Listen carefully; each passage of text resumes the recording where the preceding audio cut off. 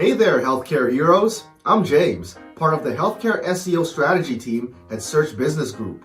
We're here to help you grow your online presence and reach more patients. Today, we're addressing a misconception. Why can't you start SEO if your website isn't in WordPress? SEO isn't limited to one platform. It's a universal strategy. While WordPress is famous for its SEO-friendly features, other platforms can also be optimized effectively. The principles of SEO, keywords, content, backlinks, and more apply to all websites.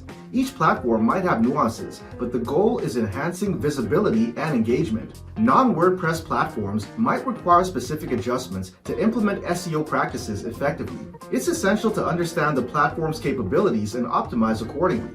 Whether your website is built on WordPress, Wix, Joomla, and any other platform, SEO can amplify your practice's online presence. Adapt your strategies to fit your platform's capabilities. So, healthcare professionals, remember that SEO is adaptable. It thrives on principles rather than platforms.